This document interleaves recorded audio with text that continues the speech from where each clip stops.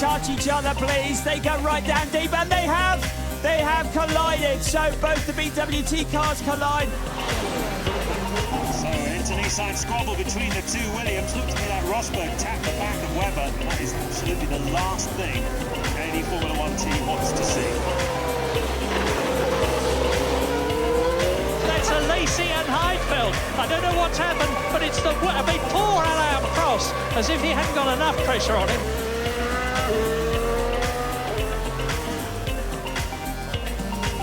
Oh, we've lost a wheel. It's a racing engineering car that's ripped his left wheel off. Furious at his teammate. That will be a very fun team briefing.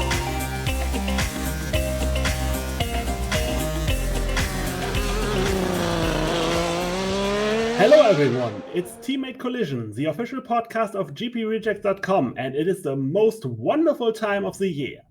Because we are only 2 days away from the finale of the 2023 Stock Car Brazil season. A happy super finale day to you and to my colleagues, one of which is Jeremy. How are you? And a happy Stock Car Brazil finale day to you as in advance.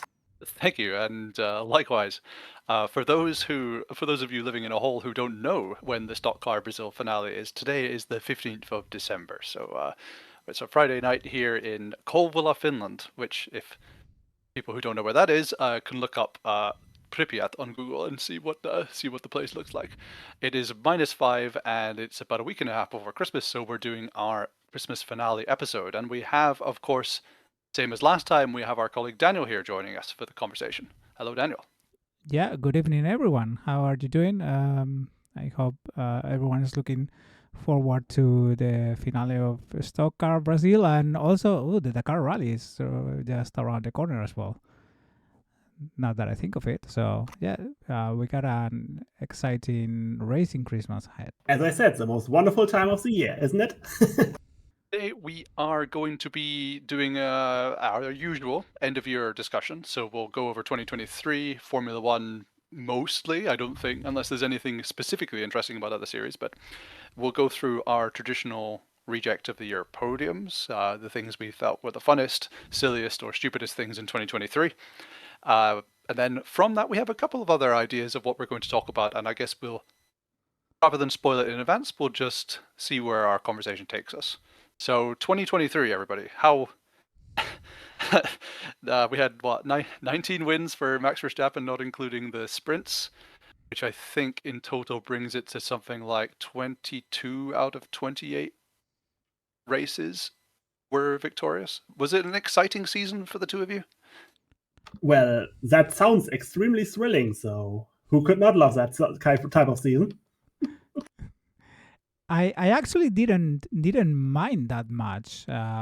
Yeah, of course the battle for the title was decided like very early. I think by the end of preseason testing, everyone knew Verstappen would win the championship. I wouldn't say that early, but but you could feel it. But anyways, behind Verstappen, I think it has been a very good season. So if we forget Max, it's been a good season. There's been variation between the teams behind, and all kinds of shenanigans and differences in form during the season. So, for example, McLaren started horrendously, and then they grew up to be one of the most exciting teams in the second half. Aston Martin went in a different direction, though. They started very strong, but then they went down a little bit. So yeah, I think it's been good in that regard. And we can't forget that there actually was a title battle for like a hot minute when some people actually thought Sergio Perez could challenge his team leader. Before Miami put an end to that. Sergio himself thought he could fight for a moment, right? That might have been until mid-race Jeddah or something like this. Then everybody realized that no, it wasn't going to happen. I think it was when he crashed out in Q1 in Monaco was probably, because like when he got overtaken for the lead in Miami, everyone was like, oh, okay, Verstappen's basically back up to speed, so to speak. Yeah. And then it's like, well, they're still basically even, and then Monaco happens, and yeah, Perez crashes out in Q1, starts from the back. It's like, okay, yeah, it's over. Though at least he's not the first driver to have his championship challenge derailed by a crash in Monaco. Hi, David Coulthard. Hi, Fernando Alonso. There's been a couple of them over the years, actually. But I wouldn't say this has been a good season, in my opinion, but I do agree that there has been some variation behind Verstappen. Like, obviously, McLaren and Aston Martin, as you say. I was thinking before we started recording about what season I would compare this most to, and in many ways it reminds me a little bit of 1991, which was an incredibly dull season when it came to like Senna basically winning everything and everyone else basically moving aside for him to win. But at the same time, there was a lot of variation a little bit behind that. You had the Alpines, for example, who were kind of spotty and really not very good, who would once in a while be on the podium, like Ocon especially had once in a while he had a really good race. Yeah, to me it reminded There was some variation. Yeah, it reminded a little me of 1992 actually, with Mansell winning everything, and despite having the best car, his teammate was completely unable to mount any sort of title challenge, and actually ended up fighting for second. So this happened in 1992 as well, with Patrese fighting Schumacher and Senna and Berger for the second place in the championship. So and of course the championship being decided very early on. So yeah, it reminded me a little bit of that 1992 season. Though, of course, both comparisons are imperfect for their specific reasons. Well, because 1991, it's not like 1991, because regrettably we didn't see a multi-world champion get fired before the final race of the year. And it's not like 1992, because we didn't have the exciting young talent of the future win a Grand Prix. Unless we want to count Oscar Piastri's sprint win. He did one more. I would say Oscar Piastri kind of fits in there. Yeah. I'm sort of agreeing with Daniel here now that he mentions it. Yeah. Piastri did very well this year. Like, what's our opinions on Piastri's season? Yeah, Piastri did a fantastic job. Actually, I think he did much better than I think he would do before the start of the season. You know, our rookie coming to an important team with someone like Lando Norris. Lando is reasonably experienced by now, and he has the whole McLaren team working around him. He has been doing that since Sainz left the team, I believe. So yeah, it's been pretty interesting. Carlos Piastri, Oscar Piastri. Sorry, my bad. We will. I was gonna let that hang there. Yeah, that's staying in. Yeah, the editing season is coming afterwards. No, so yeah. So Piastri's season has been very interesting. I thought at the beginning it took a little bit of time to come to grips with the car, but the car was terrible anyways. And then when the car became good, he was there to make the most out of the opportunities he had. So yeah, that's good. I think as I get older, I get a bit more grinchy and curmudgeonly. Like, they say you make your own luck, and I feel like Piastri had a couple of moments of bad luck this year. I think it was in Mexico was one example. Italy was definitely an example when he got punted off by, it was either Hamilton or Russell. It was both Mercedes got 5-second penalties that race. And there was a couple of moments where he was in contact and he ended up losing a bunch of points and positions. And I think without those moments, he would have even more points and likely be very close to Norris in the standings. So I think next year and the coming years, presuming he doesn't have a sophomore slump, which is possible, but if he keeps his head down and improves for next year, then he could be a force to be reckoned with.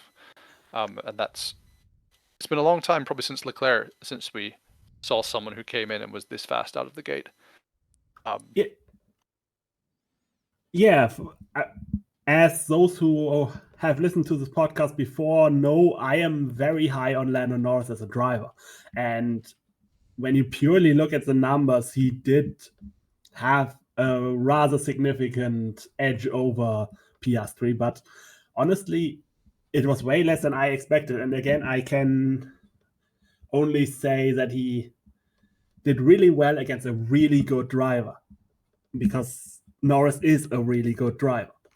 So that is a very impressive debut compared to other drivers we'll get to. So yeah. I mean, there's no. It's. I think Norris is a bit like Verstappen, who was is similar, a little bit the same as people like Schumacher back in the day. Where I think now that time is passing, we're getting a little less critical of many of these drivers' teammates, and I think because Norris has had a couple of really strong years in the sun, I think you gave him driver of the year. At least one of us gave him driver of the year in 2021. When Piastri comes along and does pretty damn good and even wins a sprint race with Norris in the other car, then I think we can pretty much say that Oscar Piastri is quite good. A collective thumbs young. up, so to speak. Yeah. What next? Where should we go from here? I mean, from the McLarens, like I mentioned the Alpines earlier, the Alpines have been a bit funny because they've... Well, McLaren run Mercedes engines, so why not talk about the Mercedes drivers? Sure. Well, we had Hamilton and Russell. Russell was... Speaking of sophomore slumps, I think Russell absolutely had one this year. He had the crash at Canada, which was entirely his own falling under pressure. He had the crash at Singapore on the last lap, which is basically slam dunk reject of the race as it was at the time. And then there's many others. I think the thing about a 23-22 race season is you forget a lot of the other ones. And going back through this season, I found a couple of others.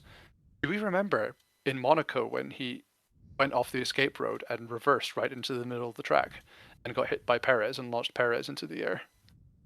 There are lots of moments like that, which I had kind of forgotten actually upon the season ending. And going back to it, realizing that Russell had actually a very patchy year this year. Yeah, I think you're. I totally agree with you. I think once Hamilton got over 2021, what happened at the end of 2021, I think it took a little bit of time for Lewis to recover from that, and also come to grips to not having the most dominant car anymore. And there Russell seemed to thrive and make the most out of every opportunity he had himself presented at the wheel of the Mercedes. But this season, once Hamilton has been more settled in, I think we've seen that George make more mistakes and generally be a little bit behind his teammate. We should not forget who his teammate is, though, in that analysis. I think Hamilton had a little bit of a slump in his performance last season, but once he has come back to be his normal self, I would say, we've seen that the gap has been justified somehow on track. I'm going to bring in a relatively fresh news item on that regard, where Toto Wolff recently came out and claimed that Sir Lewis Hamilton is still the best driver in the world. And I'm going to, because I am obviously very biased in that question, I am going to ask you to whether you think that Hamilton still has a claim to being called the best driver in the world. Not while Max Verstappen is in one of the other cars. Yes, I think Max has taken the throne, but of course Toto would say what he has to say to keep everyone in his boat happy, right? Obviously, this is just a thing for a team principal to do, big up their drivers. Like, obviously, someone like James Vowles at Williams would probably not say that Alexander Albon and Logan Sargent are the best drivers in the world, but he still talks them up. Like, I don't know. I think he even recently came out and said that Albon is one of the better talents on the grid. So yeah, obviously it's not. This was absolutely not meant as an a criticism of Toto or questioning his motives or anything. It's just he said it, and I figured I might as well ask what you think about it. I do wish that James Vowles would just come out and tell us the truth, which is that Logan Sargent is the best driver in the world right now. But sadly, he doesn't have the courage to stand up and tell the truth. But, shame for lack of testicular fortitude. the thing about Hamilton and Mercedes, which is becoming more and more apparent to me now that Mercedes have gone for a win this year. They only had one win plus a sprint in 2022. Like a lot of it is to do with Hamilton's mindset. And we've talked in the past, especially on our Discord forum, about drivers' personalities and how some drivers like Frentzen seem to require a huge amount of emotional support. The idea that the team is behind them and that there's no intra-team friction. And I feel like Hamilton, in a way, kind of also comes under that personality whereby he seems to constantly need the validation of his team to know that things that go wrong are not his fault, and that he needs the best car in the world and he deserves the best car in the world, and anything which is not perfect is the worst car in the world. And there's been lots of talk, especially on these motorsport magazines, talking about how Hamilton and Mercedes can't wait to get rid of this dreadful car. It's like, this is the car which finished second in the championship this year. And there was this moment which in Austria, if you remember, when Hamilton was basically complaining about how everyone was overtaking him, and then Toto Wolff came on the line and said, Lewis, we know the car is bad, drive it. And it's been really interesting. I feel like these last two seasons have been really fascinating to get into Hamilton's head a bit more. A bit like how it was at McLaren after he'd won his championship, when he had a couple of years where things didn't go so well for him, and it kind of messed with him a little bit. He's much older and much more mature now, of course. But I still find it interesting, Hamilton's personality. I think his personality and how much he requires that kind of validation from his team at all times. I find it really interesting. It's almost like an insecurity. I don't know what you think. Yeah, it seems to go with his character, doesn't it? If we compare to other champions who didn't have the best car afterwards, like Alonso, for example, it's a good comparison that Alonso never seemed to give up and try to make the most out of whatever equipment he was given. Hamilton, on the contrary, is very much as you said. He seems to need that, to feel that backup behind him in order to perform at his best. This year he really did. This year he was much better than Russell. I think there's no question about that. But even so, that kind of insecurity still kind of bubbles over. But this year's been really good. He was perfect. He was one of the best of the rest drivers, and it'll be interesting to see how it goes if Mercedes do improve or if they get worse, and seeing how that affects Hamilton in general.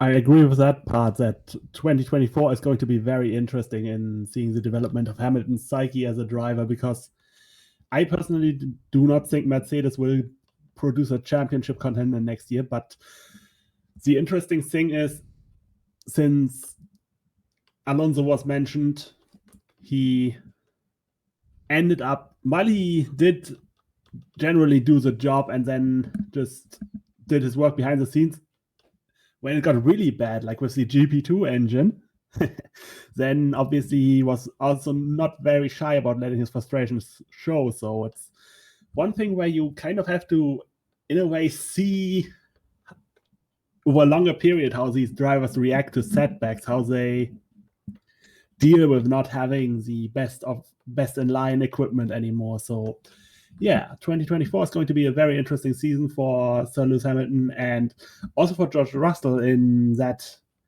he kind of needs to prove that 2022 wasn't a fluke, that he can actually beat Hamilton on a regular basis and not just, well, more or less rely on the fact that Hamilton has been thrown for a loop. So interesting upcoming 12 months at Mercedes.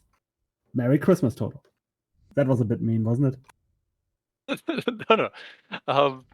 Yeah, I mean, from Hamilton, I guess we can go to one of the characterizing and defining things of 2023 in my mind, which is 5-second penalties. This is something I wanted to bring up with the both of you because over the last couple of years, in the last couple of decades, really, penalties have slowly but surely decreased in their severity, especially in race penalties. There's many reasons for this, which I mean, we could probably spend an entire podcast on that. But this year, basically every penalty that was ever applied, with the exception of a few, were 5-second penalties. And one of the things about Mercedes, I remember, is that George Russell got so many 5-second penalties, it's unbelievable. And the one time he didn't get a 5-second penalty was at the Austrian Grand Prix, when 18 of the drivers got 5-second penalties. Bring back drive-through penalties. That's all I have to say. Yeah. Like I've been thinking about this very idea. Like what if people are collecting that many insignificant penalties, then we should make them more significant. Even if the owners don't want to put in these excessive penalties like stop-go or drive-through, and at least make compound penalties. The thing is, in many ways, it is very schizophrenic in the sense that they are handing out more penalties, but each penalty is sort of a nothing burger. So you end up with a situation where frivolities are punished with 5-second penalties, yet also race-ending collisions where you take out another driver 5-second penalties. So the problem is, I feel like this is a very subjective description. I feel like the FIA and race control and Liberty Media to an extent are sort of afraid of being seen the way the FIA was in 2008, say, where they had very harsh penalties even against championship contenders and popular midfield drivers like Baudet. So I feel like they both kneecap their ability to punish people, but also in a way want to use technology to punish people more effectively, like with the whole automatic track limit recognition. So it's kind of a bit of a situation where they need to sit down and say, what do we want to punish and how do we punish it in a way that doesn't make us look extreme, but also ensures safety and obviously in a way doesn't reward people for running into each other. Like the other thing is that the drivers are also getting into it as well. What I didn't mention with the Lewis, we know the car is bad, drive it comment was that Hamilton did it often at that race, and many other drivers did it. Sainz did it at some point. I remember, I think in Austin, where they sit behind another car and then they spend the entire race saying, "Oh no, they went off the track." To give them a 5-second penalty, constantly highlighting to the world press that, "Oh look, the driver in front of me is cheating. Let me past." And it's like it does devolve the severity and the meaning of the penalties, I think. Yes. Also, I think the problem with the current penalties is that because there's so much tire management during the races, and there's so much time management during the races, because we all know the current Formula One cars can go over a race distance at 100% capacity. They only go at 100% capacity at very few moments of the race. The rest of the time is just basically time management, tire management, gap management. So drivers, I think, can more easily drive around these penalties. They can manage the time they spend behind another car, or the time they spend managing their current set of tires in order to make up the gap for a possible 5-second penalty. So in the end, they end up being some kind of meaningless or almost meaningless in many cases. Yeah, I've not thought of it that way. The idea that when every penalty is kind of the same consistency, you can also therefore predict and account for them. That's true. I didn't consider it that way. Though it should be noted, or not noted, but it's a very interesting point in the regard that, in a way, that also adds late-stage drama to the proceedings, because let's just say if someone does get a drive-through penalty, then yeah, their race is more or less screwed, and they are, depending on how long the pit lane is, 25, 30, 35 seconds down. And in comparison, whereas if they have a 5-second penalty and they know they need to create those 5 seconds, and the other guy knows, okay, I have to keep up with him to be within those 5 seconds, like in the season finale at Abu Dhabi, where I think Leclerc left Paris by to create the distance. I don't remember the event exactly, Yes. so But that was how it went, yeah. and from Liberty Media perspective, that is obviously a very desirable event, that you have late stage where you know drivers need to go fast to get those 5 seconds and drivers need to respond to that. So perhaps this is one of those reasons why the 5-second penalty is pretty much the only penalty in the rulebook nowadays. So Yeah, I mean, the alternative is having all the penalties after the race, or just after the race. In the case of Formula E, 5 seconds after the race. there are many ways we can go about it. The drivers barely crossed the line. Yeah. No, I'm not going to get mad about that. It's been 2 years now. It's a sick Formula E reference for you all there, but yeah, I'm. We do have a gravel trap on those events as well. We are going to link it in the description. Oh, are we now? Okay. Well, you're the YouTube man. If I say they are in the description and you just don't put them there, then it doesn't matter what I say now, does it? My Christmas present to you, Lennart. Speaking of penalties, if we had the situation in Australia where Pierre Gasly drove right back onto the track after going off of it during a standing restart, plowed into his teammate and knocked over a few other drivers in the process as well. He was, I think, 1 or 2 points away from going over the penalty point limit, which would have seen him, I think, on paper, it would have seen him get a race ban. And I think that also, like, maybe it's just an addendum to this conversation, but yeah, the authorities are not actually pushing through the harsher penalties, which they say on paper that they will push through, such as the 12-point limit for penalties. That race ban not happening is one of those dishonorable mentions for the later reject of the year podium, I say. I would agree with that 100%. Remember the last time we had a driver ban in Formula 1? Must have been Grosjean, surely. It was Grosjean. Yeah, it Before was Grosjean, as far as I can remember. Good old 2012. Does anybody remember who it was before Grosjean? Because even Grosjean was the first time in a long time. Do we count Ide as a ban? Yeah, it must be Ide. Yeah, that's true. I didn't think of Ide. Ide is definitely. You can. Yeah, it's a question of definition, because while he wasn't explicitly excluded from races, he got his super license taken away. So before You're allowed to drive. It's just we're taking away your license to drive. Yeah, and I think even who was before that? I think we have to go back to 1994 probably. Before. Yeah, I think it was it was Mika Hakkinen, right? Michael came after. Mika Hakkinen at the Hungarian Grand Prix after crashing at the start of the 1994 German Grand Prix. I think that was the previous one before either, if memory serves correct. So, what about Michael then? He was also banned for those races. Oh yeah, that's correct. Michael was right afterwards, but the penalty was from before, because it was from the British Grand Prix. So he served the penalty after Hakkinen, but got the penalty before Hakkinen. I was thinking, specifically about on-track incidents. So if we want to be very, very, very loose with the term race ban, we could also count Felipe Massa in 2002. Now the thing is extremely loose because he wasn't actually given a ban. Sauber just circumvented a grid penalty by taking him out for the United States and replacing him with Frentzen.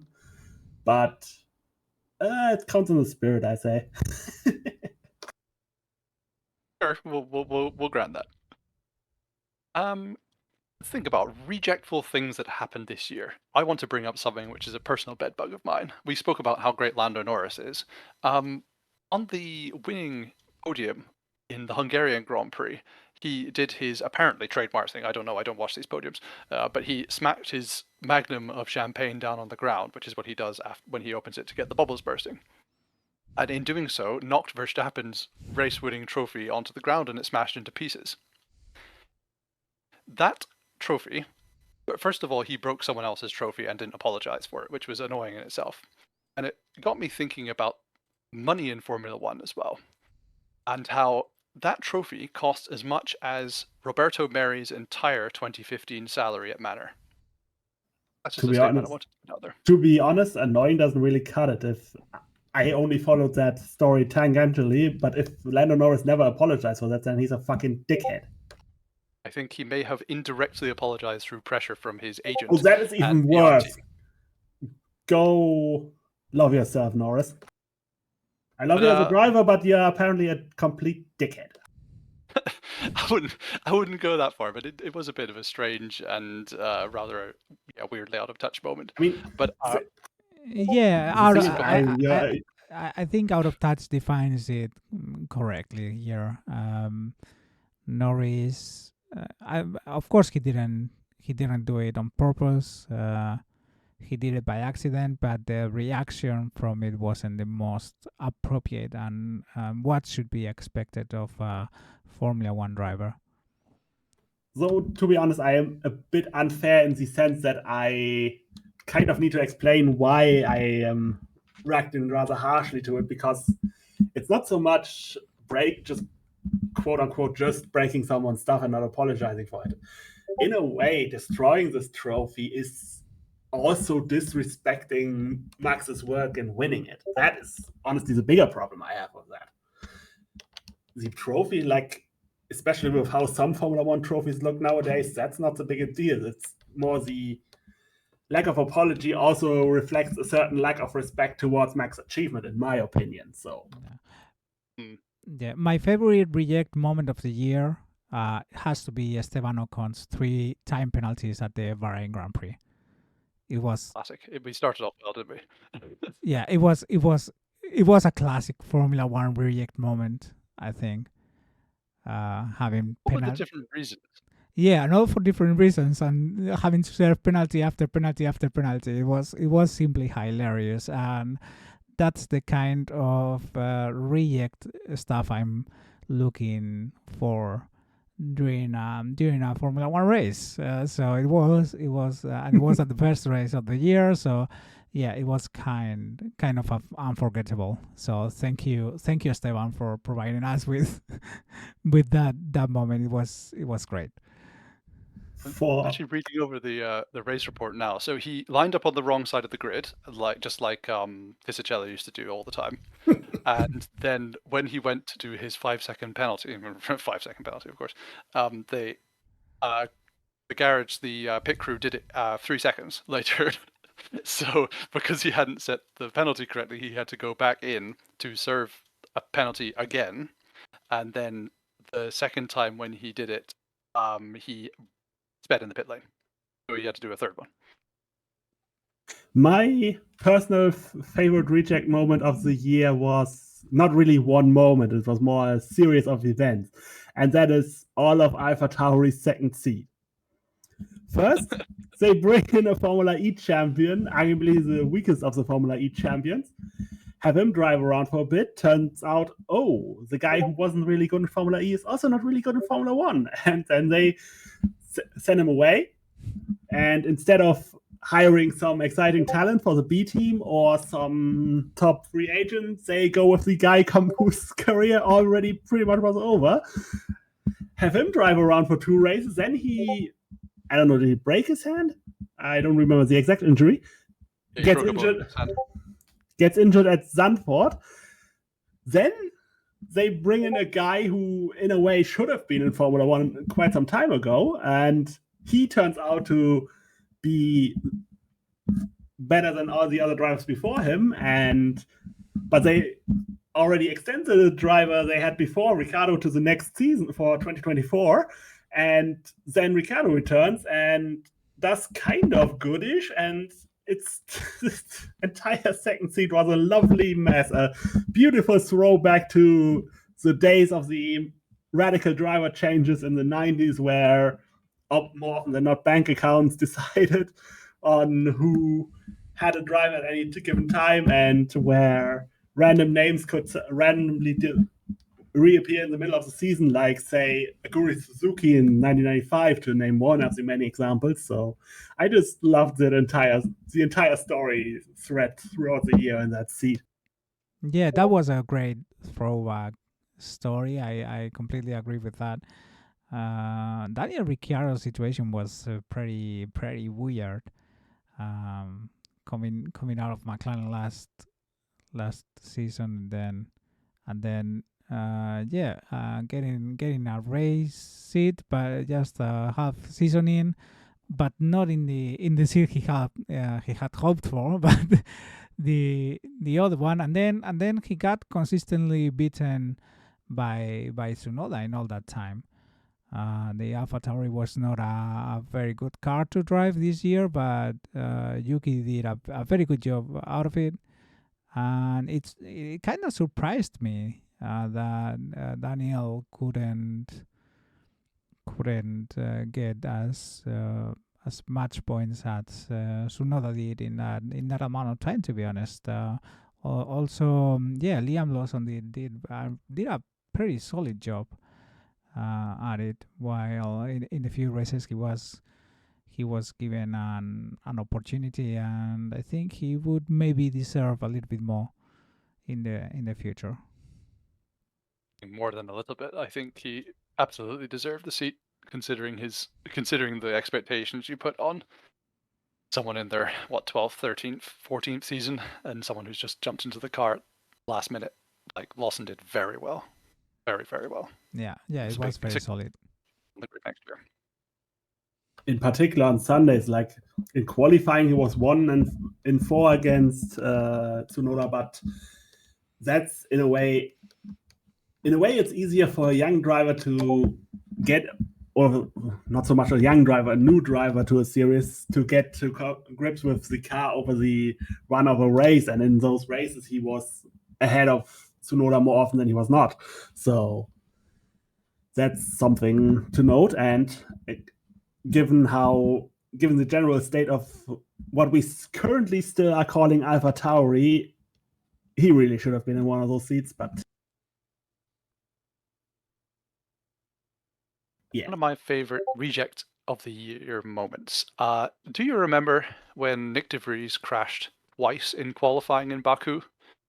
Then he crashed again, all on his own in the race, and he didn't get reject of the race because Esteban Ocon drove into the pits on the last lap when there were photographers in the live pit lane, like, standing around. I think that must be one of the worst rejects of the races that we've had in many years, actually, in terms of pure genuine danger and complete lack of, like, safety precautions from the governing body or whoever is the organizer at Baku. Yeah, it sounds that looked more like a 1970s moment, right? Just a random image of a car coming into the pits, and then a bunch of photographers is on the pit lane, and they come to basically jump out of the way of the car coming. So yeah, it was very, very strange, very strange situation in this modern Formula One, and it was also kind of funny, to be honest. Of course, with the benefit of hindsight, and thankfully nobody got hurt in that situation. But it was, to me, it was kind of funny as well. And the whole ordeal with the photographers, it surprises how these things can happen in a sport as organized and precise as Formula One, right?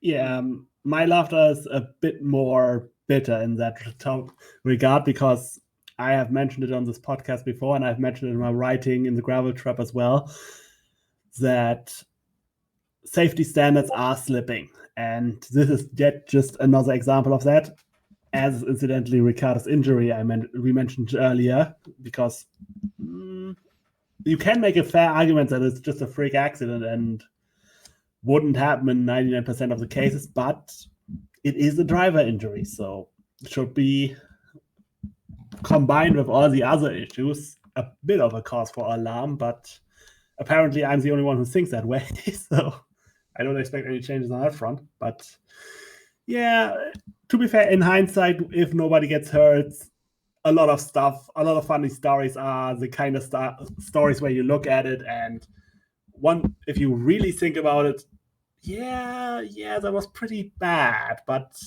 since nobody got hurt, it's funny. So that's the All's well that ends well. Yeah, I just you mentioned that it was like the 70s all over again, because also in Baku last year, do you remember when Tsunoda's DRS was stuck open, so they used sticky tape to shut it, and then they just sent him out? That was like another moment where it felt like, it's like old F1 all over again. The team just shoved some sticky tape on the car and sent him out again. those sticky tape. Well, they didn't actually use sticky tape, but there was a race in 2013 in Bahrain, it was, where one of the Ferraris, I think it was Alonso, could have been Massa, doesn't matter, also had the problem of the flap staying open. And when he came into a pit stop, back when they changed the tires 2 or 3 times per race, Ferrari simply pushed that thing down and told him to not open it again. That was also a very funny variant there. There's lots of little things like that I miss. Like, I remember, I think it's the very last win by Michael Schumacher in China in 2006, when I think, I may be misremembering this because it was long before my time, but I think it was a mixed conditions race, and Schumacher jumped into the pits at the right time, but they were so quick in getting the tires out that they literally had the stickers on the tires. So as when he went out for his outlap, you could literally see the whatever it was, the Bridgestone logos like flipping around on his tires, because he was so quick going into the pits and out again that they weren't ready to get them properly ready. I miss things like that. Those are the moments when everything is so quick and they're operating at that level where they don't have the time to do anything more. They just have to get back on track and go as fast as possible, focusing on what's actually important. It, outside of simply being impressive in the sense of speed and the sense of the improvisation skills, it's also just a reminder that these people are, at the end of the day, still human like us. Where we do things to make difficult situations work and just power on, because that's what humans do. Well said. Other favorite reject moments. There was a couple of moments which reminded me of Ricardo Rosset, namely George Russell reversing in Monaco onto the middle of the track, but more specifically in Australia during the restart pile-up, when just about every car was involved in some kind of part of the collision. There was debris everywhere, and Logan Sargent blasted full speed into the back of, I think it was Nick de Vries, if I'm not mistaken, and knocked the AlphaTauri out. And it just reminded me of the classic 1998 Belgian Grand Prix start when Ricardo Rosset drove full speed into the back of the pile-up then. Yeah, actually, that is actually my favorite Belgian 98 moment. Ricardo Rosset just totally unaware of everything, going what seems full speed into the pileup. Actually, now that you mention it, yeah, that George Russell moment from Australia is kind of like that. I hadn't thought it that way though.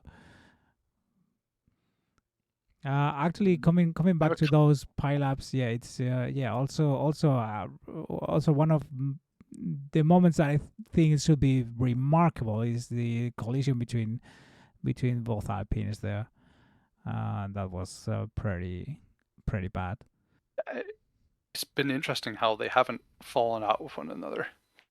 Like the team has, at least in the public eye, going down. Yeah, at least in the public eye. But I don't think that behind doors everything is going so well. To be honest, I think there's still things going between them. Just they yeah, they've learned how to deal with it in the public eye, in my opinion. There was a time when they were genuinely going for fifth in the championship, and it seemed like, okay, Alpine are going to finish fifth because that's where they always finish every year, and on a good year they'll finish fourth. And then again, I was reading through the season and what I'd maybe forgotten, and Austria came along and McLaren put in those updates, along with their terrible liveries, which is actually on my dishonorable mentions for this year. But they came in with a massive update, and they got, I think it was fourth place and like a sixth place. They got something like 20 points in Austria. They did really, really, really well. And what I'd written at the time was, wow, this could be really interesting in terms of who's going to be fighting for fifth place. Because if McLaren can keep it up, then Alpine might be in trouble. And then McLaren got 30 points at the next race and immediately overtook Alpine in the championship and never gave it up. And so this season-long championship battle we were expecting lasted one more race, because both Alpines crashed in Silverstone and McLaren finished second and fourth, and then that was it. McLaren were gone. Well, that actually reminds me of something very interesting. Well, I don't want to say reminds because it's actually not a reminder. I'll just start the sentence again.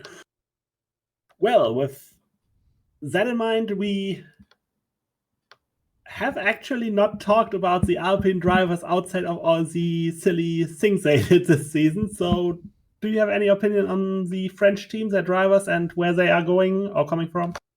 They are coming from nowhere and they are going nowhere. Basically, it's just my prediction for 2024 is that they'll finish fifth. Yeah, I think they will. I think they will finish sixth again.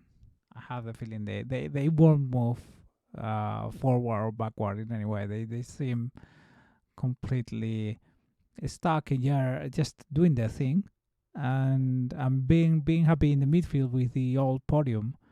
Hopefully, we get to see even more variation than in 2023, and we get to see them more often than the podium. That would be a good sign of things for F1. But yeah, I don't see the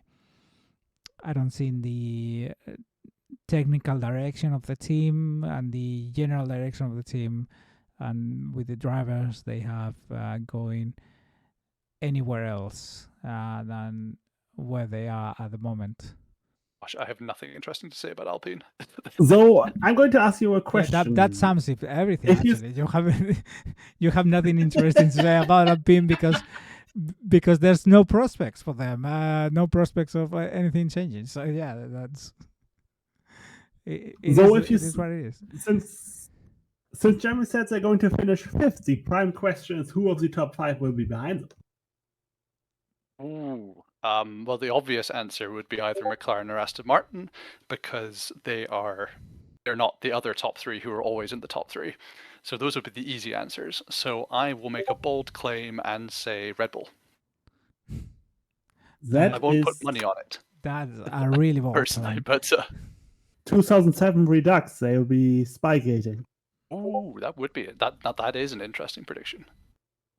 I mean, I'm trying to find something that could cause Red Bull to finish below fifth. Turn out that every single one of Verstappen's 19 wins this season was orchestrated by Sergio Perez crashing in a tactical way. Watch the replay and you'll understand. Light years ahead, Red Bull are. Which, speaking of teams that are light years ahead, let's talk about teams that are light years behind. And what else can we say about the bottom feeders of the Formula 1 2023 season? Well, speaking of nothing to say about them, I would skip over Alfa Romeo pretty quickly because I really don't have anything interesting to say about either of them. Bottas and Zhu were both kind of invisible. I remember Bottas was ahead of Stroll in Canada for the entire race, but that was more that I remember that Stroll was behind Bottas, not that Bottas was driving any good. I can't remember basically anything either of them did. They were the two invisible drivers in 2023, in my opinion. Yeah, the moment the Alphas and the Haas stop having spectacular crashes at the beginning of races, yeah, they seem to be absolutely nowhere, and we have absolutely nothing interesting to say about them, honestly. Yeah, for me, the thing is, I have some things to say, but they aren't interesting. And in particular, on the topic of Haas, we've been over this time and time and time again. I loathe that team. I hate it so much. But I don't want to repeat myself, so we're not going to talk about Haas, or at least I am not going to talk about Haas. I got some things to say about Alfa Romeo, but spoiler alert, they'll be coming later. And we don't even count Williams as a backmarker anymore, so that's that. I have one memory of Haas this season. That was in Monaco, because it was, as most Monaco races are, it was pretty straightforward and boring. But the one thing that was every single time there was a yellow flag or an incident, it was one of the Haases. Magnussen and Hulkenberg hit just about everyone around them throughout the duration of that race, and it was one of the few things that made the race actually interesting to watch. But in seriousness, yeah, Haas must be in the running for. I don't personally. I'm going to preempt my reject of the year podium here, but I don't personally put teams and things on those podiums. But surely they would be the number one team to deserve it, considering that they finished even behind AlphaTauri, and AlphaTauri were rubbish at the beginning of the year. Considering, as you don't want to talk about, Lennart, that you don't want to talk about the fact that Haas never, ever, ever, ever developed their cars. Comparing them to somewhere like McLaren, who they were basically equal on pace with at the beginning of the year, and seeing where McLaren ended up with a couple of very choice upgrades. Yeah, Haas were dreadful. Haas is Haas. That's all that needs to be said about it. Are there any more dishonorable mentions that we want to bring up? Because I think that's the direction that we're going with this conversation. Do we want any? Are there any more dishonorable mentions? If I could just introduce my own one. One I would say would be the Austrian Grand Prix. 1,200 different track limit offences were committed over the weekend in Austria, which means an average of 60 per driver over that weekend. That are many track violations. That means per session, if there's 3 practice sessions, there's 560 divided by 5. That's an average of 12 per session, if there's 5 sessions. Yeah, wasn't there a video from Albert Fabregat talking about a possible solution for track limits? That it was pretty interesting. Just he was talking about a system that it's been or that it should be looked at. At least I don't know if it's actually been reviewed by the F1 Technical Commission, but essentially the system consisted of well, it's better if you go and search the video on YouTube. It's super easy to find. And essentially he goes explaining a system that would basically get rid of most penalties, because the driver would know immediately where the track limit is, especially with these cars that are pretty wide, and the drivers don't have the best vision of the surroundings inside the cockpit. A kind of solution that would make the driver realize when he's going over the limit immediately would probably be helpful in this case, so this scenario doesn't happen at least as much in the future anymore. One different thing I got is it's not so much a dishonorable mention, just a general funny observation, is the Formula E-ification of the season finale. What I mean by that is nothing regarding how the actual series goes, how things operate, how races develop, just the pure names of them. Because we ended the season with 4 Grand Prix that all were named after cities. We had the Mexico City Grand Prix, we had the Sao Paulo Grand Prix, we had the Las Vegas Grand Prix, and we had the Abu Dhabi Grand Prix. So, yeah, it's a very far step away from the time where all the races on the calendar were named after countries. Did you mention the Miami Grand Prix? I don't think you mentioned Miami, did you? No, I didn't mention the Miami Grand Prix. I was just talking about the 4 races at the end of the year. But Oh, obviously, the end of the year. Sorry. the Miami Grand Prix also counts. If one were to be really, and I mean really, churlish, one could also point the Monaco Grand Prix, but we don't do that because we are not. Okay, yeah, that's true. I think Formula E has been brought up a couple of times in these discussions, and for good reason. The move towards street circuits and things, which I think we'll be bringing up later on.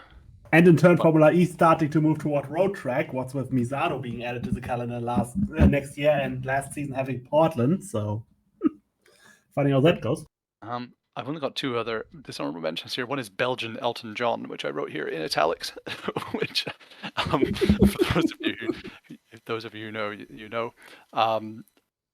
Shall we do honorable mentions to your podiums? Dando, you haven't spoken about. Give us your 3, 2, 1, and why so?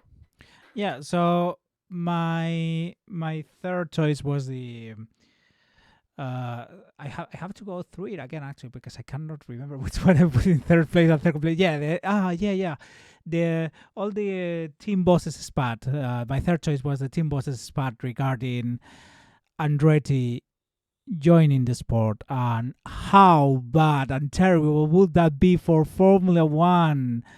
Please, I grew up a little bit sick of especially Total Wolves.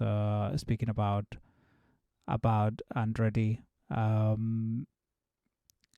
to me, the more competition there's in not in only in Formula One, in any sport, the more competition there is, the better for everyone.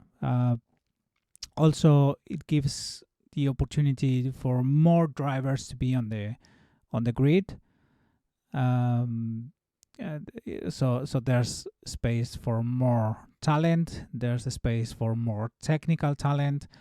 Andretti is a proven racing entity, as we all know. So and it gives us the opportunity to have a proper American team on the grid, which is actually which aligns with what Formula One and with what Liberty is seeking, actually. So it's kind of surprising that Liberty isn't or doesn't seem to be 100% on board with the idea. So all this whole press saga, that made my podium for that reason. I don't know what you two think of that. Yeah, I mean, for me, it's partly the teams who are insufferable, as you say, and they keep getting airtime to talk about how much they don't like the fact that someone else might join their party. But it's also like Audi itself.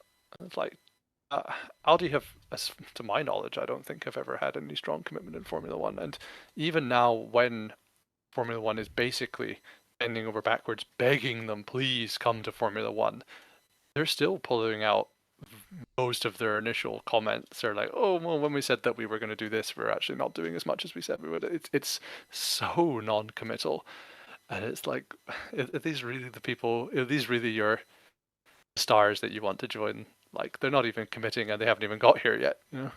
Though the interesting thing is, very recently they have been a lot more emphatic to the German media, at least, in that Audi CEO once again repeated, yes, this Formula One entry is happening. So take that for what it's worth. All right. So number 2, Daniel. Yeah, number 2 is the huge amount of races. So basically the season, especially with together with the sprint format, it's just too many races. I mean, this year, again, especially with the growth of the sprint format, it became very, very tiring to watch until the end and to keep an interest until the end. And not because there weren't happening things, because some of the in some of the races towards the end of the year, we had some we had some interesting events. Actually, I think we can talk about it later. Of course, I think it will come up in some form. But I think Las Vegas Grand Prix, in my opinion, it was a very good event overall. Even though there's things they have to improve, but it was positive for Formula One as well to be there. So yeah, but something's not working when when there's when there's the, I mean, when let me put it this way: when I grew up, I wouldn't miss a Formula One race for anything. I remember once going out for a camp in the summer, in the middle of the summer, and I remember the British Grand Prix was in the weekend in the middle, and I we had a VHS recorder that could be programmed at that point at the house, and before I went to the camp, I programmed the VHS to have that British Grand Prix recorded and make sure I could watch it in full when I came back home. So yeah, I don't think I would have that same level of enthusiasm for an event if I for some reason I have to miss it, or actually I had to miss a couple of events this year because things happening, but I didn't have any interest in watching the whole race afterwards, just maybe trying to catch some highlights, and that was it. So yeah, it's basically too much. There's too much Formula One happening during the year in order to keep an interest. And I have the feeling that actually, even if there's more, the more races there are, the less likely over time we are going to see the championship being decided towards the end of the season, which yeah. So I think yeah, it's sort of a pity that I don't think we're gonna see any changes soon regarding that, but yeah, it's a pity that the season finale thing with maybe two drivers being able to fight for the championship, that's a thing we are going to see less and less with the direction that Formula One is moving to. Yeah. Well said. Fatigue is what it is. Yeah. Like I fatigue remember, is a good word to define it. Yeah.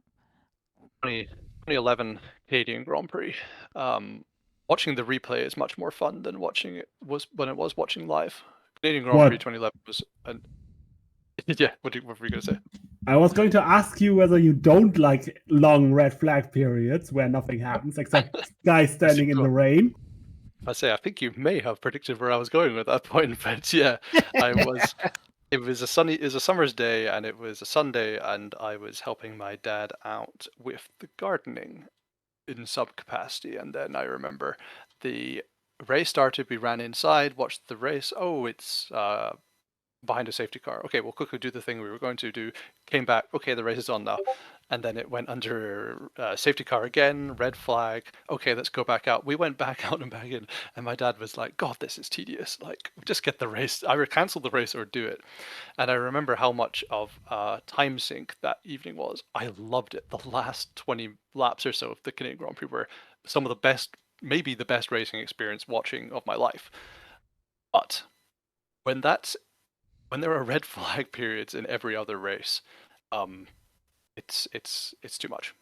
There's no way you can expect people to have that amount of attention span or capacity. Obviously they don't. They're not expecting people to be tuning in for every race. They're just trying to get the as much how should I say?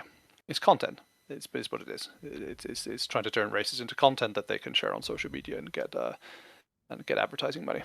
But without getting too depressed about it, fatigue is the main thing. It's like it's too much. Yeah. Also, yeah, and then for for my number one, I went to more. I went more into the racing itself, and I chose Lance Stroll as my reject of the year. To me, Lance, especially, I mean, his season. If you don't consider he had a teammate, actually his season, you look at his results and say, oh, well, okay, it wasn't bad. But yeah, I feel Lance has been ever since his. I don't know if his accident pre-season had anything to do with it. The results, I don't think they suggest that because he's been very behind Alonso for most of the season, for all of the season, I would say, except the odd off weekend by Alonso or when Alonso hit problems. But yeah, mostly he's been very behind, and he's also, remember, was it at Qatar when he didn't even want to talk to the press after the race? That yeah, he seemed really tired and really without knowing which direction to go or where to look. Yeah, it didn't look really well. I think Lance wouldn't. I think considering his the level of competition he had in Sebastian Vettel, I think he was expecting Fernando Alonso to come in and be more or less in that same level, and that he would perform against Alonso more or less at the same level as has he done. He did with Vettel in the team. But then the season started. The Aston Martin happened to be the second best car at the beginning of the season, and then Alonso started to take all of the opportunities that he could.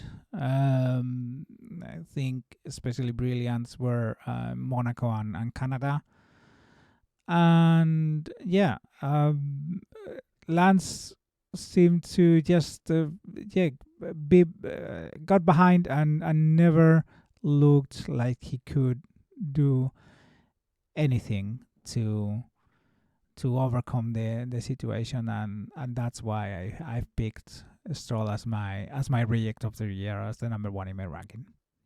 One thing about Stroll that is going to be interesting to see next season is how he's going to perform against Alonso. As you mentioned, there was the whole issue with the accident, with the injury at the start of the season.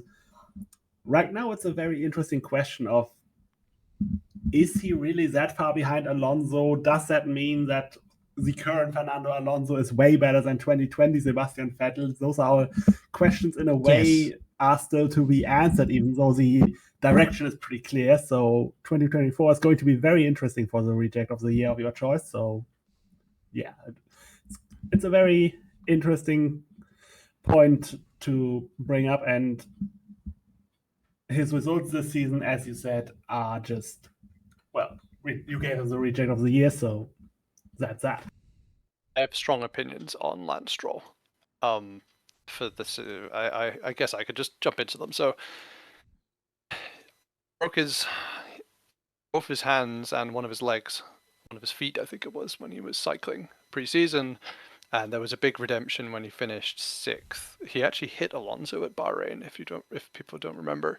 But still, Alonso finished 3rd and Stroll finished 6th, and it was like, yeah, good job, because he was so close to not making it to the start of the season, and I don't think people would really have missed him. But that was basically where the good news ended, because he didn't get a single podium in that car. Alonso got 8, before you look it up. Alonso got, I think, the second most podiums of any driver. I think only 3rd behind Perez Sergio. Yeah. Other than Sergio, there was Alonso. Alonso was the best of the rest in so many ways. Alonso basically carried the entire team. Stroll, on the other hand, was basically Q1. There was a time when Stroll was out in Q1 almost every single race. And I remember, I think it was in Austin, when the commentator, I think it was Ben Edwards, shouted about how, like, oh my goodness, how Alonso's Q3 streak has broken and he's out in Q1. How dreadful. And, no comment about the fact that Stroll is like 2 or 3 places behind him. It's like the fact that the other Aston Martin is out is like, it doesn't even, not even mentioned, because he was so bad in qualifying. And I mentioned that most of his famous moments on the track were the bits when he was stuck behind other cars. Like, he was stuck behind Bottas in an Alfa Romeo for almost the entire Canadian Grand Prix. And then if you remember, at the very, very last moment, he overtook him over the line, and oh my goodness, how heroic it is. But it's like, yeah, but he overtook him for like 9th, and he was spent the entire race outside the points. Like, we really shouldn't be sort of praising this. I'm thinking, do we remember also at Silverstone when he just drove into Ocon after Ocon overtook him? He went off the track and just drove straight into the Alpine and knocked it out. Like that was the kind of driving we saw from Stroll, and he's in his 7th season, and he's I mean, to summarize, Lennart always says the same thing about Haas. It's like, doesn't want to repeat himself, but then the reason he says that about Haas is because Haas always does the same things, and Stroll does the same things. He's terrible at wheel-to-wheel racing. He doesn't look in his mirrors, so he's constantly crashing with people. He's dreadful in qualifying, and he never makes it up. Somehow he finished 10th this year, which is actually his best ever finishing position in the championship. But considering the fact that he basically cost his team at least 1 place in the constructors, and scored a quarter of the team's points, I agree. I'll spoil it and say that he got my reject of the year as well for the same reason. Well, what about the 2nd and 3rd places then? Yeah. Sorry, I need a minute to breathe after that. I'm much more conventional and less abstract. I don't mind abstract rejects of the races, but when it comes to rejects of the year, I'm almost always concentrating on drivers. So my 3rd place was Nick de Vries, one of the most out of depth drivers since last year, I was going to say, but one of the most out of depth rookies since a couple of years ago when we had that classic. Do you remember 2021, Lennart? Do you remember the good old days when we were talking about Schumacher, Mazepin, and Tsunoda crashing about and not doing very much? Well, we had Nick de Vries this year and Oscar Piastri, and I think we know which one of those was a little bit stronger. Yeah, as I often called him at the beginning of the season, Nick Debris. Yeah, Nick de Vries. It's the easy joke, and it works so well because he basically crashed all the time, mostly on his own. I called it, just to throw that out there for personal credit points. I did call it after the Italian Grand Prix last year that de Vries really shouldn't get any more drives this year, because he can use Monza as a great springboard for a drive next year. And even if he does shit the next year, he'll still have got the drive. And I was right. He wasn't very good. I wasn't expecting him to not be very good, but we can now look back and say that, okay, Monza was a case of being in the right car at the right time. And he used that opportunity back then well. No criticism of his Monza drive, but this year he was rubbish. He was supposed to be this, like, the first ever FIA Dutch world champion coming into Formula 1 from Formula E, and well, he got kicked out a third of the way in. They are Dutch world champions and they are Dutch world champions, so we've got that sorted out at least this year. Indeed. In my other position, I have Logan Sargent, who has basically already been mentioned. Again, less of a funny choice, I find, than someone like Nick de Vries or Lance Stroll. There's less passion you can have about Logan Sargent. I find him somewhat similar to Nicholas Latifi, although Latifi was around for long enough to have the occasional great result. Sargent hasn't had his redemption moment yet. The closest he came was in Austin at his home Grand Prix, where he inherited a 10th place, but he was 12th on track. He had a lot of unforced errors, especially after the summer break. There was about 3 or 4 races in a row. I especially remember Zandvoort, Singapore, where he was off on his own, almost always last. And I think the other reason why I put him, I think we're just mean to rookies, I think, Larry, but I think the reason why I put him on my Reject the Year podium specifically is because although he could hide behind the slowness of his car, I never saw anything to sense that he was actually ever going to get better. Whereas with Oscar Piastri, you can clearly say, okay, great moment. A couple of off moments, but he's got room to improve, and you can clearly see that he's going to do it. Whereas Logan Sargent was just like, I expect, honestly, that 2024 Logan Sargent will be identical to 2023 Logan Sargent, and I'll hang my reputation on that. You heard it here first, and I, being the guy I am, will hold him to that if Logan Sargent becomes the most improved driver of 2024. 2024 world champion. Yeah, I actually was totally surprised when Sargent got points in Austin late in the season. Like I thought he wasn't capable of doing a round Grand Prix weekend where everything works and he just does a solid job at it. And yeah, it was kind of surprising, to be honest, that he even got to that point. But yeah, he totally seemed out of his depth for most of the year. And just to really from the point and be really rude about it, he wasn't capable. He inherited that point. I actually was about to point out the same thing. So those disqualifications really came in handy for him. But well, if I'm him, I'm taking the point. All right, Lennart, you're our last candidate. What's your top three? Yeah, and in contrast to what you said, that your Reject of the Year podium is pretty straightforward. In comparison, mine is pretty much Pink Floyd's The Wall or Neon Genesis Evangelion of motorsports, in that it's very little about the actual drivers and more and the personalities behind the decisions and more what they represent, with one exception, which is why I'm not going to go with a classic podium, because I have Lance Stroll in second for the reasons we pretty much mentioned above. So I'm not going to repeat myself there and instead give you my first, second, and fourth place. And the fourth place is, I was smiling a bit when Daniel brought that up, the Las Vegas Grand Prix. The thing is, the race itself was fine. Let's get that out of the way first. It was a pretty entertaining race all in all. Good timing with safety cars, the strategy and everything made it exciting. There was a genuine uncertainty on whether Max would win that one. But it's everything around it. It's sort of like a microcosmos of all the problems Formula One has today, both in its organization, its relationship to the media, and its goals, its plans, and so forth. Let's start with the business side of things. The Las Vegas Grand Prix doesn't make Formula One any money right now. They are actively paying to host this. This is a giant loss for Liberty Media in the short term. Of course, the hope is long-term, we're getting the big US market. But there are a couple of problems with that thinking, and we get to that in part later. So I want to keep this very short and just point out that we have 2 races in the United States already, and we lack heroes for Americans to cheer for. So that's the one issue.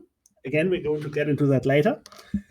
And the second issue is, it just shows how completely over the place Formula One's relationship to the media is, in the sense that Max Verstappen spent the entire week leading up to the race whinging about having to drive it. And the thing is, in theory, we all want drivers to tell it how it is, how they feel about things. But then you have Max at the very same race, at the end of it, go, Vegas is so great. I think he even did a stupid pun on the team radio. And with that, everything was apparently fine. And Jos Verstappen told the media afterwards that he told Max he can't be kicking things all the time. And this attitude is just one more thing where it's very clear that Formula One has no clear standards of what they expect from their drivers in terms of their relationship with the media in the way no other sport has. It's one thing to be frustrated about certain events and certain situations, like, say, soccer coaches often talk about how the schedule is too large, how there are too many games. But it's not in the way that, this is a very complex point to formulate, so try to bear with me a bit. It's not in the sense that they are aware that there are certain lines they just can't cross, that they can't say certain things. And this is something Formula One is completely lacking. We pointed to it earlier in drivers on the team radio. He's over the track limit. He's over the track limit all the time. And the whole Andretti thing, that is just this lack of a line, this lack of standards for what teams ought to say and ought not to say, and drivers ought to say and ought not to say. And this whole drama in the run-up to the Las Vegas Grand Prix represents that. And the final point is this desperate attempt at extravagance. Like, oh, we're racing on the likes of the Las Vegas trip. It's nice, it's exciting, it's luxurious. But the problem is the Las Vegas track doesn't look impressive in the dark. There is no, oh my God, this is amazing. This is such a star in the night sky. Like Singapore, to a lesser extent, I personally, even though not all agree with me, think even Jeddah looks more impressive in the dark with the lighting. Whereas Las Vegas, honestly, I played a free weekend of Formula One 2023, did a Las Vegas race in the daytime, and that track looks better during the daytime. It looks like a proper old school street circuit in daytime, whereas at night it looks like nothing. And then you add that giant dome they had, where they mostly showed silly advertising. Yeah, it's just a very silly event, and that shows the entire plan or the entire lack of a plan that Liberty Media has, where they want big things but don't really know how to get them. So yeah, but I've been rambling on a bit, and we are going to move on to my second place. Unless anyone wants to add to the discussion. Yeah, I mean, the stupid extravagance is all true. I feel like I was a bit of a minority in the opinions here, on our community when I said that I felt, having only tuned into half of the Las Vegas race, I felt that the track looked just like every other dull grey nighttime street track. Like it didn't look unique at all. I guess when I was watching, it was focusing on the track action, so I didn't get the wide action shots of the Sphere and some casino or hotel or whatever it is they have in Las Vegas. Like I assume there was lots of that leading up to the race, but as you say, other than that, it was like every other track and screamed of please invest in us. We are a popular brand. Please invest in us. Please, please, please. As this one saying, which I don't know the artist from, says, that don't impress me much. But yeah, on to my second place. And this is actually not as deep as I make it out to be, and that is Alfa Romeo. The thing is, obviously, Reject of the Year always ties into expectations, and you can make a fair point that it's unfair for me to have expectations of a team that finished 8th and 9th the last 3 seasons before 2022, but they were going in the right direction. They were 6th in 2022, and even if you want to point out that wasn't really possible to reach, you can still argue they shouldn't have been 9th. And to be honest, up to a certain point, even that 9th place was a fluke.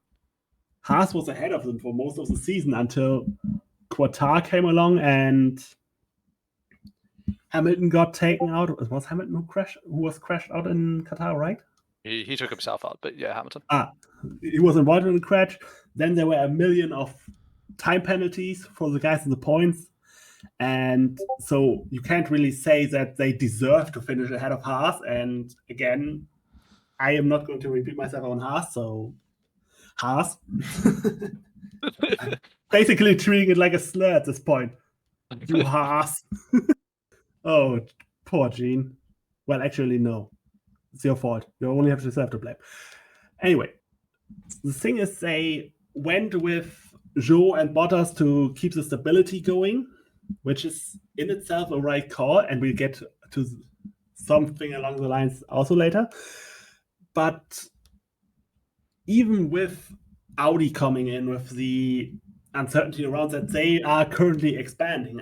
They are not an operation that stands still. So in many ways, it's not really acceptable to have this active downturn of a year. It's one thing if they just didn't get better, if they finished like 7th, 8th, because Williams picked their stuff up and got lucky results or something along those lines. But being de facto the worst team with AlphaTauri existing, it's just not a good look for this team. And let's see whether they can get better in 2024, whether the new Kick.com Sauber team will, or actually just Kick Sauber, will be the answer, or whether they'll be getting a kicking. Very good. Excellent. Only the stupidest puns on Teammate Collision. And unless anyone wants to contribute anything to Alfa Romeo. No, again, Deserve as a I medal said, for as being I said before, there's nothing to talk about them. It's basically there's everything that had to be said, it has been said. Excellent. Then my reject of the year, and again, he is more the reject of the year for what he represents and what he actually is and what he did, and that is Logan Sargent. Logan Sargent, in a way, is everything that is wrong with the Formula One feeder system personified. And again, that sounds really harsh. So in the unlikely case Mr. Sargent is listening to you, listening to me, listening to us, I want you to know it's not your fault. It's not your fault. You are not at fault for everything that has gotten you a Formula One drive. And I am happy that you got the chance to live your dream, and I wish you the best on a personal level. So again, it's nothing personal. But the reality is he is in Formula One because of the feeder systems, because the way the FIA has allowed the organizations running Formula One commercially to monopolize the feeder series system, to force everyone down a path that is unsuitable for the majority of drivers if they don't have the financial means or a large corporation backing them. The blunt reality is, in some ways, even though Logan Sargent is, as far as I know, not underfunded, someone like him probably wouldn't have gotten a Formula One ride in the 90s. Either because better talent would have gotten a chance through Formula Nippon, through Formula 3, through, hell, even Champ Car, IndyCar, to get Formula One drives because better talent, but couldn't afford the classic way of going through Formula 3000, which was the main feeder series at the time. Or he would have gotten outdone by richer pay drivers who simply have more money. And now, of course, we can argue that richer pay drivers is getting the seats instead is not a good thing, but the blunt reality is he's a product of driver systems, of team associations where young drivers kind of have to deny themselves chances at Formula One to not displease the guys funding the operations if they aren't Stroll rich, if they aren't like Joe interesting for a certain market, which Sargent is, of course, himself as well. The US market is, or let's just say Liberty's plans for the US market are very dependent on finding some stars to sell to Americans. And the blunt reality is that he's also getting another shot in Formula One next year. A driver of his questionable talent, let's be honest, would have probably been a one and done. Like, okay, do you have even more money to give us? No, then you can go away because you're not good enough for a second season. But because the pipeline towards Formula One is so jammed with pay driver scrubs, with Formula 2 guys who have hung around longer than most Formula One drivers have throughout history in the feeder series. So because that pipeline is so drained, someone like him can stick around, can have Formula One careers when, with all due respect, he really shouldn't have. and his only point was a fluke, as we mentioned. He struggled with physical fitness to the point that he had to abort a night race because he got a heat stroke. And yeah, it's just not. And the regrettable thing is he doesn't even make for a particularly entertaining reject story, I'd say, outside of the heat stroke thing. Like most of the recent Formula One failures, we talked about this before, so I'm going to keep it very short, have just not a particularly great story to tell compared to the rejects of Classic, even though we are now falling, or I am now falling back into the old everything was better in the past thing. So someone stop me, please, and say something else about Sargent. Yeah, I mean, I'm happy you brought up your point about Qatar last, because he was ill that weekend. I think it's very unfair to say that it was due to lack of fitness that he was the only retirement. Okay, I did not know that. Then that remark is withdrawn. One more apology to Mr. Sargent if he is listening to us. Yeah, I think... Sadly for Mr. Sargent, he is. This probably the only interesting thing I could think about that actually happened to him this year, other than inheriting the 10th place. Yeah, I think Lennart brought a very interesting point there in the FIDA series. Also another, I would like to add a little bit to it, and I also think that the lack of on-track time for the young drivers is an issue, preventing talent to show up. Because everything is so streamlined into racing weekends, and the absolute lack of testing makes it impossible for young drivers to show up and maybe do a good job on a Friday or an off or on an off test of a race weekend. If I remember correctly, I don't know if it's anymore the case, but MotoGP used to have a lot of testing right after the race weekend. Sadly, we know it cannot be the case with Formula One because of the calendar that is so condensed that the teams have to leave basically immediately for the next location. But yeah, that I think that lack of on-track time also hurts the opportunities for younger drivers. Of course, you can put them in the simulator, or you can put them in a 2-3 year old car with promotional tires, whatever. But the truth is, it isn't the same, and it doesn't give the young drivers the same level of opportunity as run on a Friday practice does. Yeah, that is a very interesting point. So this actually leaves me with a interesting proposal that I didn't come up with. It has actually come up a couple of times in the GP Rejects Discord. Join us now. To expand the sprints, but use them as young driver test sessions, so to speak. That they get racing experience in Formula One drivers, young drivers who either haven't been in F1 before or haven't been in F1 long. So that's obviously it would have a lot of administrative issues with what do we do if the car gets damaged, but it's not impossible. So that's a very fascinating concept to deal with the issue you mentioned, that young drivers have a relative lack of testing time. And while obviously, as we see with Piastri, if you are really good, you can work yourself into F1 shape by running the simulator as he did. But yeah, it's a very difficult point, which obviously is one thing that can be added to the metaphorical point, because as I said, a lot of my reject of the year podium picks are again more representative of the state of Formula One than anything about the drivers themselves. So that's another point to add. Thank you.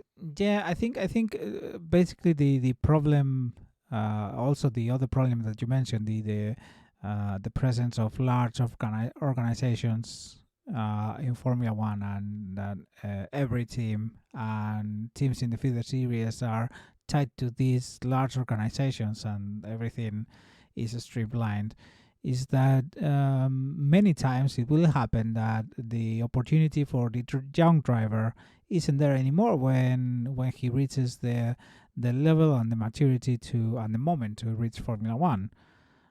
So yeah, you may have all the talent in the world, but then and you may have been testing well, and then you may be working well with the team, but then at the moment of truth, there isn't a space for you because you cannot jump into another organization just like that. Whereas before, when teams were independent, you could just, and smaller, arguably, you could just go to another team. So if you showed well in one team, then for sure another team boss would lay your eyes on you and maybe offer something. Whereas now it's not easy to jump from one organization to the other because these organizations are so big and they depend on so many commercial factors that that is not a viable solution for a young driver. If I don't know, if whoever is in the Mercedes younger teams shows the talent to come into Formula One, for sure the opportunity isn't going to be there at the Formula One team because simply because Hamilton and Russell are there. And if Hamilton or Russell were to have a problem or leave the team, then for sure, even if Mercedes poached that driver, another driver from another team, that team would probably have another young driver in line to cover the place. So yeah, it's how it is. It's the state of things. Yeah, but it's that's why I'm a big advocate of having more teams in Formula One, because that would at least partially solve the part of the problem. But yeah, at the moment you have these big organizations having control of Formula One. It's kind of difficult to make a space for the young drivers. Yeah, we can see the same thing in the reigning Formula 2 champion, which is Felipe Drugovich, who pretty much has used his family money to make it to Formula 2, then has only gotten himself associated with Aston Martin, who don't have a drive because they don't have customer teams, and Fernando Alonso isn't going anywhere. The son of the guy who pays for the team isn't going anywhere. So yeah, it's a very limiting situation, and it's just not a very conductive system to getting the actual best young talents into seats, getting them the chances. And as I said, Logan Sargent would probably not be in Formula One next season, but thankfully, I guess for Liberty Media, he is, because he is still the only American name they got. And with 3 races in the United States, that's more important. And with that, we go to the first topic that isn't the 2023 season review, and that is we're going to look at the American market for Formula One, how we feel about Liberty Media's plans, what can be done, what should be done to get Americans to like Formula One if we want them to like Formula One, and to see whether Liberty's desires and Liberty's possibilities and the reality of Formula One as it is are compatible.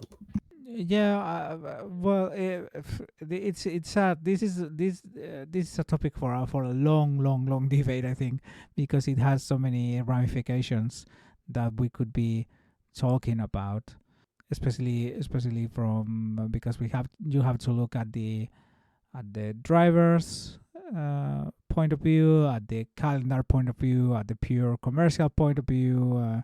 There's a lot of depth that one can go into that.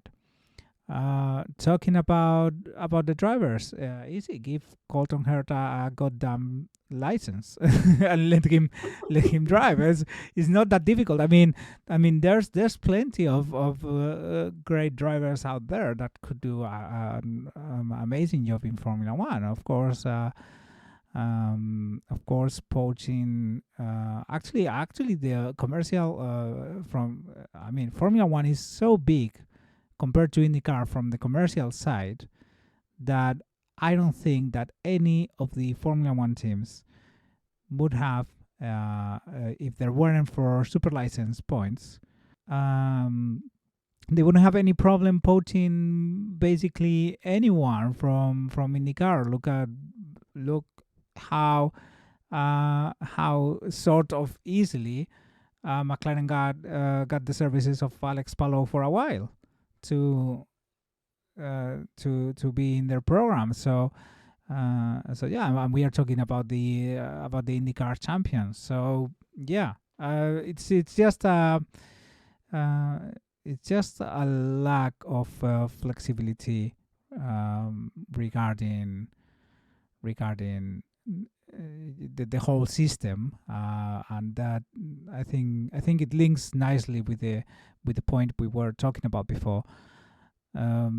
It's a pity that the whole lack of flexibility of the whole system prevents us from having a better American driver, because of course there are better American drivers out there that could take the place of Logan Sargent and quite probably do a better job at it.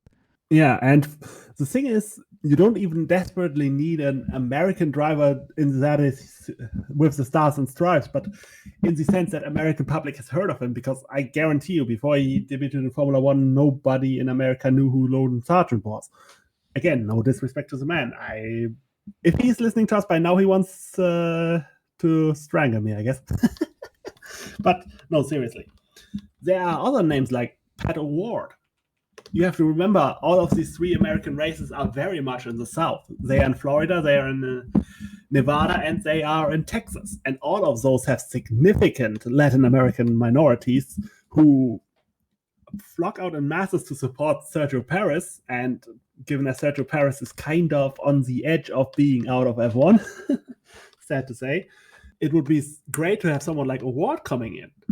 Or someone like Scott Dixon. That's the one counterexample where I'd say, okay, all of Formula One's financial muscle would probably not get him, not because they couldn't pay him enough money, but because the guy has been dominating IndyCar for the better part of almost 2 decades now. The guy keeps winning year in, year out. Even if he doesn't win the title every year, he's pretty much handing Father Time a big loss, and so he'd probably not come to F1 unless it's one of the top 3 teams. So he's the one exception. But if you could poach him, that'd be grand. But obviously then super license point. Colton Herta, we talked about him before, and he wanted to come to F1. He would have been with AlphaTauri, and let's just say he would have been better than all of the drivers AlphaTauri employed last year.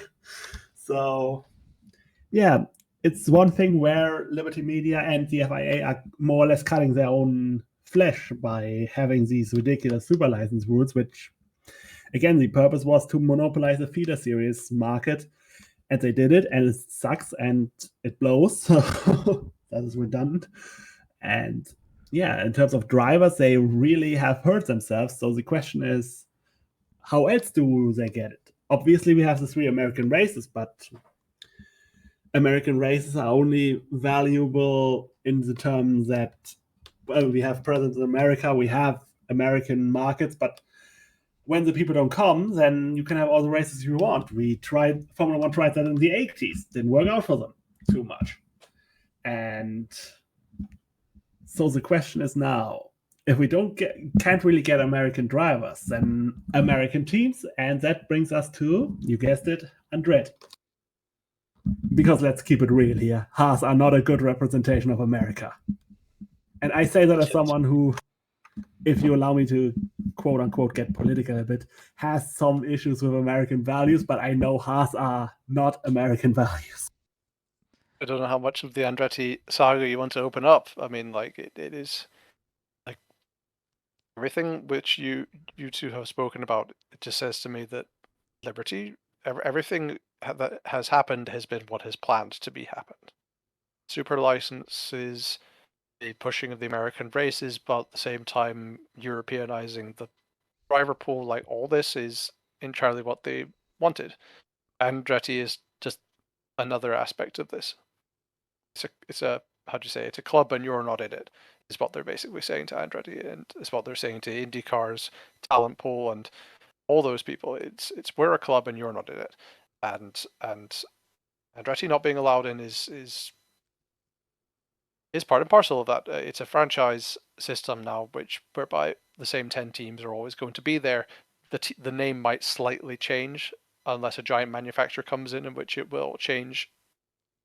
The first word in the team will be new, but otherwise it will be the same 10 teams over and over and over again, and none of them will be Andretti. So in the interest, I'm going to take a bit of a devil's advocate on that one. In many ways, Liberty Media, whether they feel rightfully so or not, feel that they kind of have to back the teams on this, because in many ways the teams enable them to do what they want in that. We have to remember the rule commissions are very much stacked with team representatives, so if the teams don't want something, they can put the hammer on it. And important stuff like the budget cap wouldn't have been possible if the teams kept blocking it. And so in many ways, I feel Liberty Media are also in a bind in that they sort of have to play along with what the teams want to be able to rule F1 like they want to. So that's just a point that can be made in their favor. So obviously it doesn't change the general point that the very running of Formula One is pretty much as elitist as it was in the Bernie Ecclestone days, though in a different way, whereas Ecclestone was more fine, come, see if you can survive, I'm not going to help you. It's with Liberty Media more, yeah, don't come. I was mentioning money earlier, and I was thinking, like, I mentioned how Roberto Meri's salary, which was about 50,000 euros, was the same amount as that trophy cost that Lando Norris broke.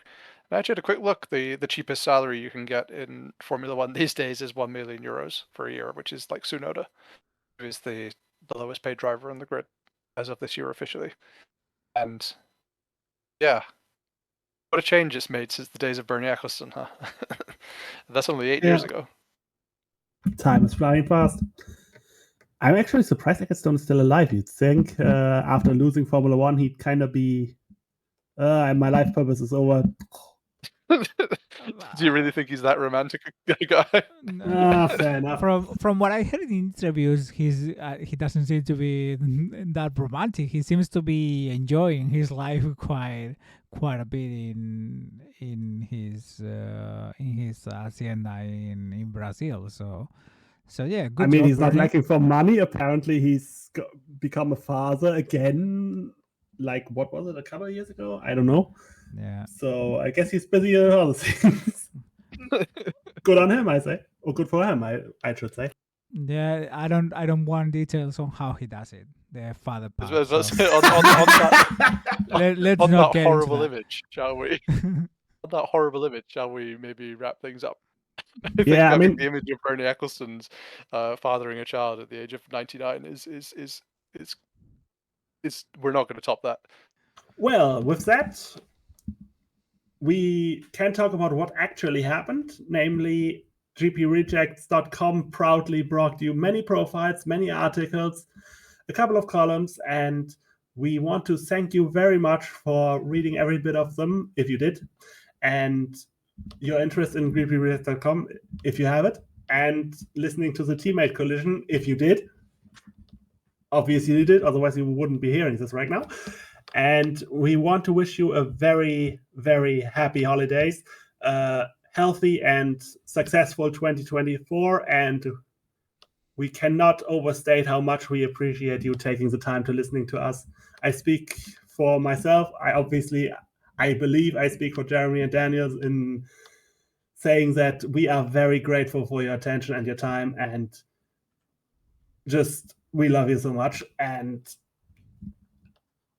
I want to stress how much I appreciate both Daniel and Jeremy for both the times they've taken to record the session, but also to appreciate and make clear how much we value what they have done for the community and for the site.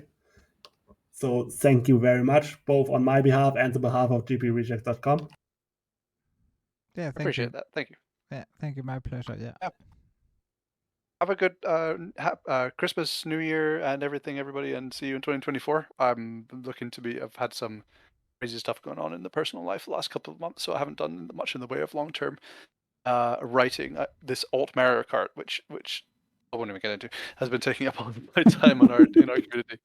But I plan to start doing some profiles again, probably in the new year. I'm thinking of getting into maybe doing Leo Kinnunen, who was one of the first Finnish Formula One drivers, and a couple of other closer to home people. The first flying Finn. That sounds very interesting. Indeed. Well, just about every single Finnish driver ever has scored a podium, except for the first two. I think the next 6 or 7 all have at least scored a podium. But Kinnunen and the other whose name escapes me, which is dreadful, having lived here for 5 years, neither of them scored podiums. As someone whose childhood favorite driver was the very Finnish Mika Häkkinen, it is obviously a very interesting story I'm looking forward to, because every journey starts with a small step. And with that, we once again thank you, and we hope you have a very lovely time, and always remember the most important lesson in these holy days. What's that, Lennart?